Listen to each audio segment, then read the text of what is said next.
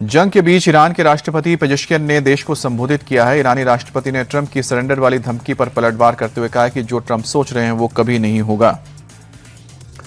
Iran किसी भी कीमत पर सरेंडर नहीं करेगा। हां, अगर अमेरिका और इजरायल की तरफ से हमला नहीं होगा तो हम भी हमले रोक देंगे।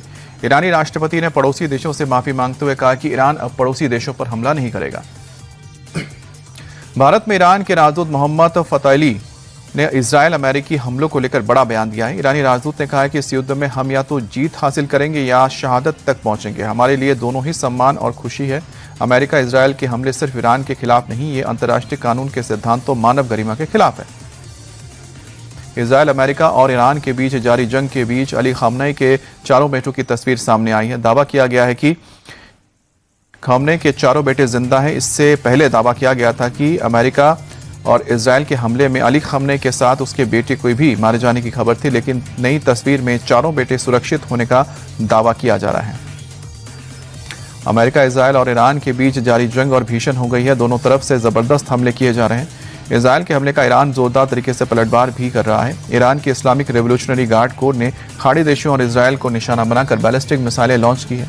IRGC ने इसका एक वीडियो भी जारी किया है। इन हमलों के जरिए तेहरान दुनिया को अपने हथियारों की ताकत दिखा रहा है। ईरान ने आज एक बार फिर से दुबई और बहरीन पर अटैक किया है। दुबई में अमेरिका से जुड़े इंफ्रास्ट्रक्चर को निशाना बनाया गया तो बहरीन में US बेस पर हमला किया गया। इस बीच ईरान में 4.1 तीव्रता का भूकंप दर्ज किया गया है। कुछ जानकारों का मानना है कि यह प्राकृतिक भूकंप हो सकता है, लेकिन मौजूदा हालात की वजह से परमाणु परीक्षण से भी जोड़कर देखा जा सकता है।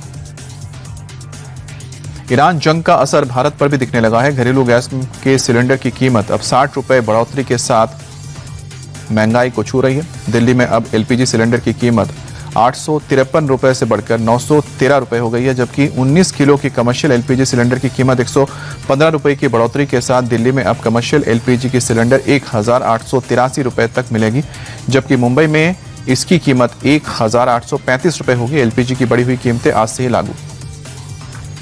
मिडिल ईस्ट में जारी भीषण जंग के बीच सऊदी अरब के रक्षा मंत्री प्रिंस खालिद बिन सलमान ने पाकिस्तान के सेना के प्रमुख असीम मुनीर से मुलाकात की है। रियाद में हुई इस हाई लेवल मीटिंग में ईरानी हमले पर चर्चा हुई है। दोनों देशों के बीच द्विपक्षीय संबंधों और मजबूत करने और क्षेत्रीय सुरक्षा चुनौतियों पर भी विस्तार से चर्चा की गई। सऊदी ने पाकिस्तान को दोनों देशों में हुए रक्षा समझौते की याद दिलाया है और साथ ही पाकिस्तान से जरूरी कदम उठाने के लिए कहा है।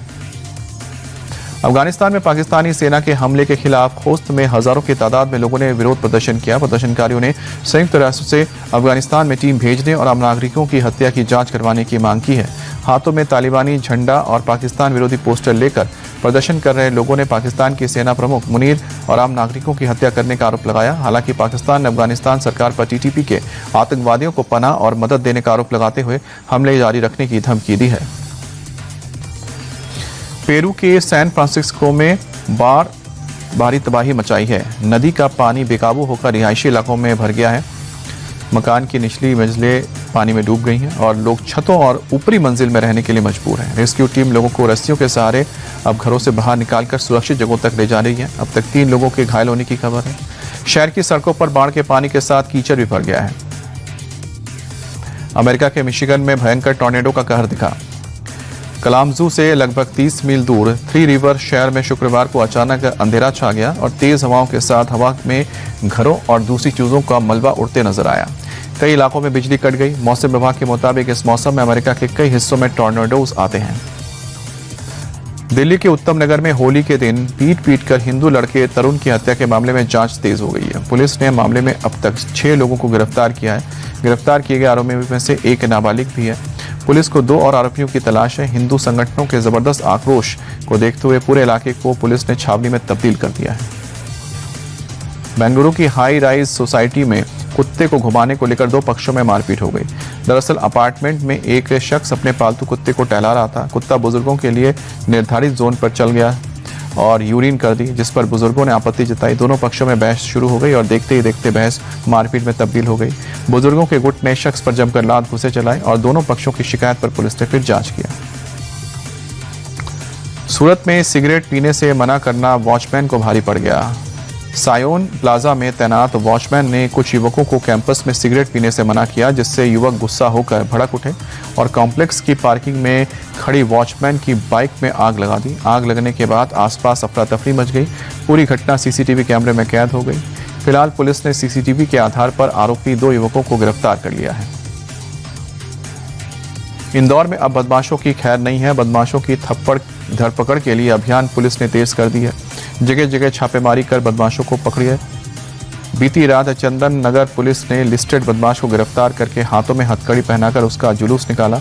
आरोपी पूरे जुलूस में लोगों से माफी मांगता नजर आया। घुटने के बल कान पकड़कर रो रो कर घरों से माफी मांगी। आरोपी सादिक इलाके में लोगों को डरा धमकाकर अवैध वसूली करता था।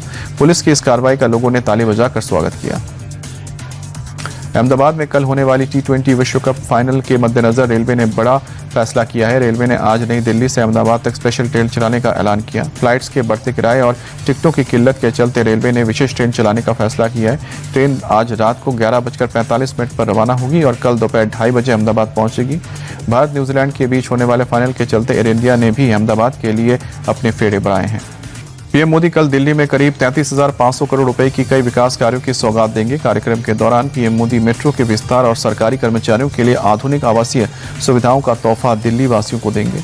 दिल्ली मेट्रो के 2 नए कॉरिडोर के उद्घाटन के साथ रफ्तार और तेज हो जाएगी। इसके अलावा पीएम फेज 5A के तहत 16 किलोमीटर लंबे 3 नए कॉरिडोर की आधारशिला भी रखेंगे। ये कॉरिडोर नोएडा, दक्षिण दिल्ली और हवाई अड्डे के बीच यात्रा को सुगम बनाएंगे। SIR के खिलाफ ममता बनर्जी दूसरे दिन भी कोलकाता में धरने पर बैठी हुई हैं। कल पूरी रात ममता बनर्जी टेंट में ही रही। ममता बनर्जी ने बीजेपी पर SIR के जरिए बंगाल को बांटने की कोशिश का आरोप लगाया। ममता का कहना है कि चुनाव आयोग बीजेपी के इशारे पर काम कर रहा है और साजिश के तहत बंगाली मानुष का नाम वोटर लिस्ट से हटाया जा रहा है। ममता ने LPG गैस के दाम बढ़ने पर भी केंद्र सरकार को घेरा। नीतीश कुमार के बेटे निशांत कुमार की ऑफिशियल पॉलिटिकल एंट्री कल होने वाली है। पार्टी में आधिकारिक रूप से शामिल होने से पहले ही वो पूरी तरह से एक्टिव हो गए हैं। आज सुबह JDU के कार्यकारी अध्यक्ष संजय झा के घर निशांत ने पार्टी के सीनियर और युवा नेताओं के साथ मीटिंग की। पार्टी की आगे की रणनीति को लेकर विस्तार से चर्चा भी हुई है। कल नीतीश ने विधायकों सांसदों के साथ बैठक की थी और इसी मीटिंग में तय हो गया था कि 8 मार्च यानी कि कल निशांत को पार्टी में शामिल किया जाएगा।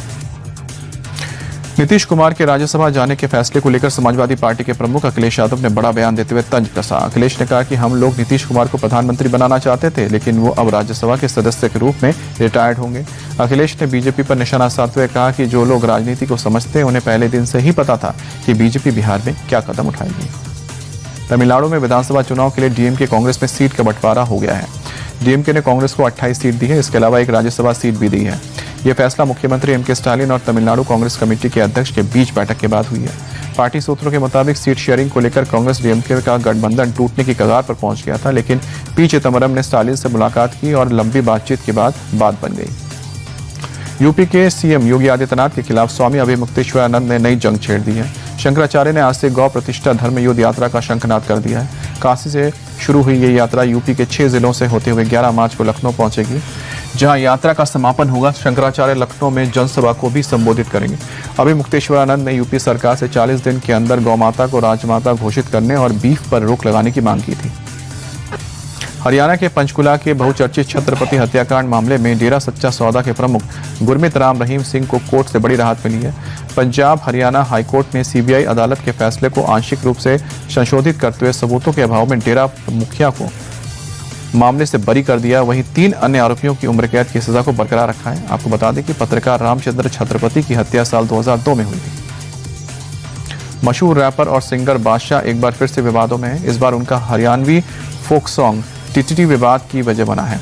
गाने को लेकर हरियाणा महिला आयोग ने नोटिस जारी किया है और 13 मार्च को आयोग के सामने पेश होकर अपना पक्ष रखने को कहा है। बादशाह के गाने में स्कूली बच्चियों पर अभद्र टिप्पणी की गई है। हालांकि विवाद बढ़ने के बाद गाना यूट्यूब से डिलीट कर दिया गया। इसके अलावा बादशाह के खिलाफ लुकआउट सर्कुलर जारी करने की प्रक्रिया भी शुरू हो गई है।